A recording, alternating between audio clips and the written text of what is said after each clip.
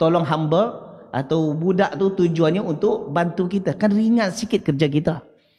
Maka apa yang dibuat Fatimah? Fatimah datang ke rumah Nabi SAW, rumah ayahnya, sampai depan rumah ayahnya, lidah dia pun tersepit, tak berani nak cakap. Akhirnya dia balik, kau tak jadi cakap dengan ayah kau? Taklah, berat aku nak cakap. Okey, jom kita berdua je cakap. Berdua dah datang cakap. Suami isteri cakap dengan bapa mertuanya, mana dengan Nabi SAW. Diceritakanlah, dia luahkan keluhan dia. Ternyata apa kata Nabi SAW? Macam mana aku nak bagi pada engkau hamba, sementara masih lagi ramai ahlu sufah yang menahan lapar di belakang sana.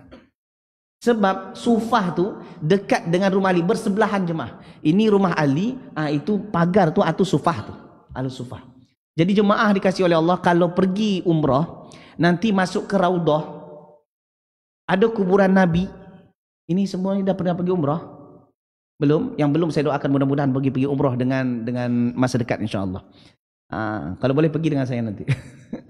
Ini masjid kuburan Nabi itu rumah Aisyah. Sebelahnya ini contoh Raudah. Ini contoh lah ni. Ini meja ni, contoh Raudah. Ini Raudah. Di depan ni ada kuburan Nabi. Kuburan Nabi itulah rumah Aisyah dengan Nabi SAW. Di situ ada jalan, nama jalannya Babus Salam. Satu lorong je. Satu one way je. Di depan rumah Aisyah tu ada rumah Hafsah, isteri Nabi juga, rumah Hafsah. Dekat-dekat je. Antara Raudah dengan masjid, dengan rumah Nabi tu, ini ini masjid. Ini masjid, tu yang pagar tu, tempat parking-parking itu, tu rumah Nabi. Dekat je kan? Ini rumah Nabi, di belakangnya rumah Ali dengan Fatimah. Boleh faham? Di belakangnya lagi, itu yang Sufah. Orang yang datang hijrah dari Mekah ke Madinah hanya bawa baju di badan, itu je. Tak ada harta. Mereka kadang-kadang menahan lapar, meminta, malu. Akhirnya segelintir di antara mereka ada yang bekerja. Kalau disuruh kerja dapat gaji. Kalau tak ada kerja dia diam aja. Begitulah jemaah. Apa kata Nabi SAW? Takkan aku bagi seorang hamba kepada engkau, dan engkau memanglah terbantu, cuma masih ada ahlu sufah di belakang sana yang menahan lapar. Tak patut macam ni. Kita jemaah kalau ada anak kita, pasti kita dahulukan anak kan? Tak, Nabi ternyata tak macam tu. Hamba yang aku dapat, aku nak jual, dan duitnya aku nak bagi kepada ahlu sufah. Tengok, bandingkan kita dengan apa yang dibuat oleh Nabi SAW. Kita lebih mendahulukan keluarga, sementara Nabi SAW juga perhatian kepada sahabat-sahabatnya yang lain. Jemaah dikasihi oleh Allah, berjalannya masa, akhirnya ketika mendengar jawaban daripada Nabi SAW, akhirnya Ali dan Fatimah dia balik rumah. Tak bercakap lah, diam je. Request kita kena reject. Dah balik je lah. Nak buat macam mana? Akhirnya mereka pun balik dan bekerja seperti dia buat aktiviti seperti biasa. Dan cerita jemaah, ketika di tahun ke-11 Hijriah, dan ketika itu Nabi SAW dalam keadaan sakit yang sangat teruk, maka Nabi SAW tengah berbaring di rumah Aisyah, dan ternyata Fatimah datang ke rumah Nabi SAW. Kata Aisyah, aku melihat cara jalan Fatimah mirip dengan jalannya Nabi SAW. Maka dia datang, dan Nabi SAW panggil Fatimah, dan dia bisikkan something ke telinga Fatimah. Aisyah ada di sebelahnya, tengok je. Si Nabi berbisik dengan Fatimah. Pertama, dengar bisikan pertama, akhirnya si Fatimah menangis. Ketika melihat menangis, maka Nabi panggil lagi dan Nabi bisikkan kali kedua. Selepas kali kedua bisikan, akhirnya Fatimah tersenyum dan ketawa. Akhirnya Fatimah keluar rumah. Selepas keluar rumah, dikejar oleh Aisyah. Wahai Fatimah, ayah kau cakap apa tadi? Kepo. Ayah kau cakap apa tadi? Aku takkan bagi buka rahsia ini kepada sesiapa pun. Sampailah qadarullah Nabi SAW wafat, dan ketika itu Aisyah datang semula kepada Fatimah. Aku nak tagih janji kau. Apa sebenarnya? Jadi tak puas hati dia. Nak tanya juga apa sebenarnya yang dibisikkan oleh ayah kau kepada kau masa tu. Ingat tak masa tu? Akhirnya diceritakanlah. Ya, sekarang saya akan ceritakan. Dulu Nabi masih hidup, aku tak nak cerita. Sekarang Nabi dah meninggal, aku akan ceritakan apa rahsianya. Sebenarnya ketika bisikan pertama, kata Nabi SAW, dahulu setiap tahun Jibril selalu mengajarkan aku Al-Quran setahun sekali je. Namun untuk tahun ini Jibril datang 2 kali mengajarkan Al-Quran kepadaku. Dan aku sangka ajalku dah tak lama lagi. Mendengar macam tu, bersedih hati itu jemaah. Tapi wahai Fatimah, engkau tak payah risau bahawa engkau adalah orang yang paling pertama menyusul aku.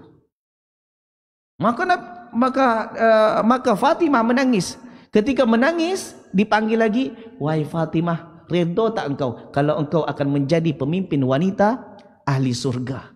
Mendengar itu, maka Fatimah pun tersenyum. Itulah rahsianya. Dan akhirnya jemaah dikasihi oleh Allah, selepas Nabi SAW wafat, emak dah lama meninggal ketika di Mekah. Ayah pun satu-satunya meninggal juga. Kemudian adik-beradik dia, siapa Qasim, Abdullah dari kecil dah meninggal. Zainab, Ruqayyah, Ummu Kulthum juga dah meninggal. Akhirnya hanya Fatimah. Hanya seorang diri sahaja yang hidup. Walaupun dia ada suami, tapi tetap rasa sedih ini akan merasuk kepada hatinya. Lalu dia selalu sedih dan menyebabkan ia sakit. Dan memang betul kata Nabi SAW bahawa engkau adalah orang yang pertama kali menyusulku. Dan 6 bulan selepas Nabi SAW wafat, maka Fatimah pun menyusul. Nabi SAW juga meninggal. Nabi SAW wafat tahun berapa? Tahun 11 Hijriah. Di bulan berapa? 12 Rabiul Awal. Isnin 12 Rabiul Awal, tahun 11. Rabiul Awal, Rabiul Thani, Jumadil Awal, Jumadil Thani, Rejab, Sya'ban, Ramadan. Maknanya di bulan Ramadan lah Fatimah radhiyallahu anha meninggal. Sebab kerinduan membawa dia kepada maut. Sebenarnya maut itu akan datang kepada siapa pun. Rindu tak rindu tetap datang juga. Cuma asbabnya kerana rindu tersebut yang menyebabkan ia jatuh sakit dan dia meninggal. Kerana seperti yang saya ceritakan sebelumnya, Ruqayyah rindu kepada anaknya meninggal, akhirnya jatuh sakit dan dia pun juga meninggal. Sebelum saya ceritakan, begitu juga dengan Fatimah, rindu dengan ayahnya, dengan ahli keluarganya, dan akhirnya dia jatuh sakit dan dia pun juga meninggal. Jemaah dikasihi oleh Allah Subhanahu Wa Taala, cuba kita bayangkan. Ini yang terakhir jemaah. Ya tadi Ustaz terakhir je tak habis Ustaz.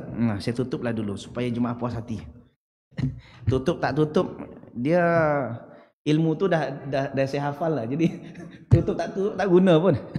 Jadi jemaah, cuba bayangkan, selama 6 bulan Fatimah merasa sedih dan tak pernah satu riwayat pun yang menyebutkan bahawa Nabi SAW keluar daripada kuburnya, kawankan Fatimah, wahai Fatimah, dipujuk Fatimah, wahai Fatimah, kau tak payah sedih, aku ada di sebelah engkau.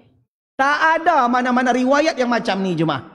Tak ada mana-mana riwayat yang mengatakan bahawa Nabi SAW keluar daripada kuburnya, kawankan Fatimah supaya Fatimah tak sedih. Nyatanya tak. Akhirnya Fatimah bersedih dan asbab kesedihan itulah Fatimah wafat. Lalu bagaimana dengan seorang yang kononnya hanya mengaku keturunan Nabi dan dia bukan dalam keadaan susah apapun, lalu dia katakan, dia buat majlis, dia katakan, aku tengok Nabi hadir. Ini adalah dusta. Ini semuanya mengarut. Tujuan disebut itu apa? Tujuannya untuk gila hormat. Supaya apa? Supaya orang tengok, wow, ini karomah. Karomah tuan guru kita. Dan supaya ia dihormati. Ini orang gila hormat seperti ini. Walaupun berserban, walaupun berjanggut, walaupun berjubah. Ini adalah dusta atas nama Nabi SAW. Mana yang lebih cinta, Nabi kepada Fatimah atau Nabi kepada kita semua? Tentulah kepada Fatimah. Kalau kepada Fatimah pun Nabi tak buat, kenapa Nabi buat kepada yang lain? Inilah yang menyebabkan ada segelintir kaum muslimin yang sekarang mengaku, yang mengatakan dia melihat Nabi SAW dalam keadaan yaqadhah, dalam keadaan terjaga. Dia buat majlis, hanya selawat, dan itu pun diiringi dengan joget-joget. Lepas tu datang dirasa bahawa Nabi hadir dengan mata melotot. Dia melotot, Allahumma salli ala Muhammad, Allahumma salli ala Muhammad. Kita semua berdiri bahawa Nabi SAW hadir di majlis kita. Bersyukurlah. Ini adalah tipu. Maka hati-hati daripada tertipu. Jangan sampai taki cuah di nantarang, kata orang Minang. Dah terang pun masih lagi tertipu. Ini tahun 2025 bro. Jangan sampai tertipu. Kalau tahun 80 tertipu, it's okay lagi. Ini tahun 2025. Dah ada gadget, dah ada FB, ada IG. Nak tertipu juga. Bengap sangat. Okay.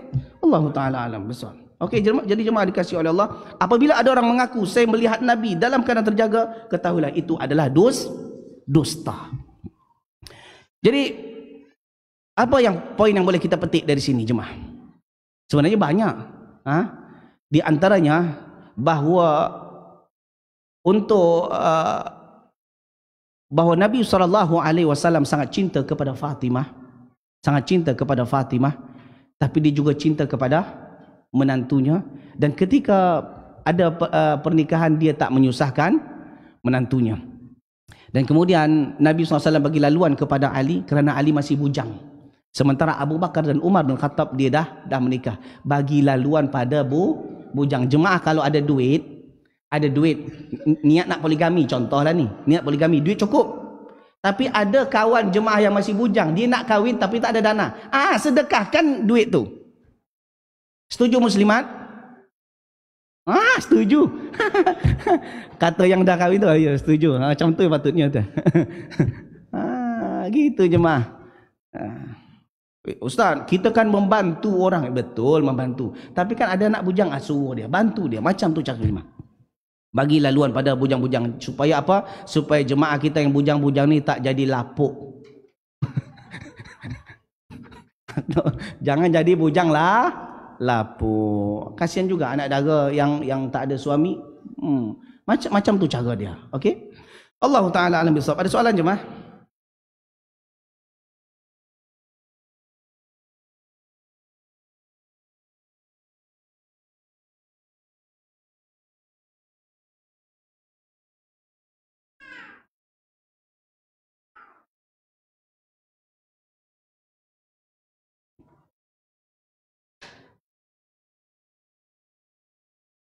Saya jawab soalan sikit.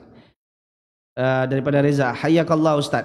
Allah yuhayyik. Mohon nasihatkan kami tentang kematian.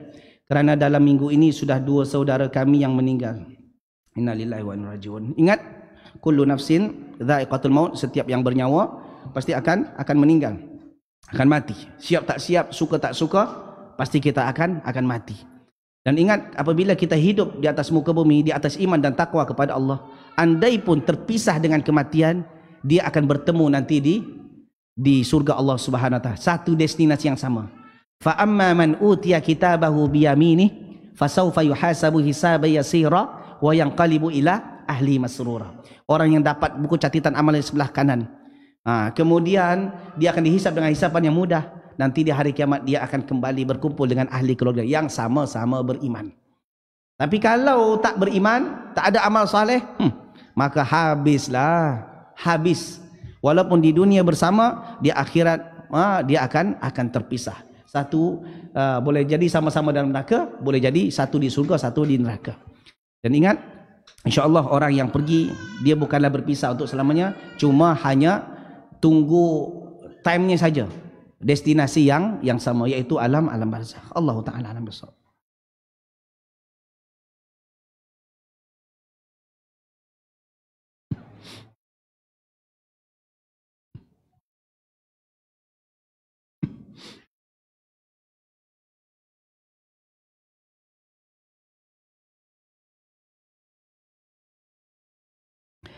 Assalamualaikum Ustaz. Waalaikumsalam warahmatullahi. Apa yang harus kita buat setiap habis solat berjemaah? Ada jemaah yang selalu bersalaman dengan saya. Kalau orang dah hulurkan tangan dia untuk salaman, tak apa salamnya. Tak ada dalil untuk mengharamkan pun. Tak ada masalah. Yang tak boleh tu, yang tak ada, salam-salaman menjadi satu ritual selepas solat. Itu yang jadi masalahnya. Kan ada selepas solat, Assalamualaikum, Assalamualaikum. Kemudian dah menjadi ritual. Satu ritual, berkumpul, berbaris, kemudian sallallahu ala Muhammad, buat berdiri. Dan setiap solat seperti itu dah menjadi satu ritual, seolah-olah ia bahagian daripada ritual, satu package daripada solat berjemaah. Di sana yang masalahnya. Tapi kalau kita lepas solat Assalamualaikum, lepas tu orang tu mungkin nak pergi Assalamualaikum, tak ada masalah. Boleh disambut. Okey, Allah Taala alam bisawab. Dah cukuplah. Ini soalan ini ada janda kembang. Oh, kita cerita tadi ni janda kembang. Baru teringat saya. Di Malaysia namanya janda berhias. Kalau di sini tadi janda apa namanya sini? Janda meletup. Janda meletup. Saya dah ingatkan pada jemaah saya ni dari Malaysia tu. Ustaz, janda berhias lah di tempat kita. Iya janda berhias, baru ingat. Janda berhias. Di sini janda meletup, di tempat lagi janda. Okey. Itu saja yang boleh saya kongsikan pada malam ni. Yang betul datang daripada Allah, silap salah berpunca daripada kebodohan dan kejalanan sendiri. Kepada Allah Subhanahu wa taala saya minta ampun, dan kepada jemaah sekalian saya mohon maaf. Subhanakallah bihamdik asyhadu an la ilaha illa anta astaghfiruka wa atubu ilaik. Assalamualaikum warahmatullahi wabarakatuh.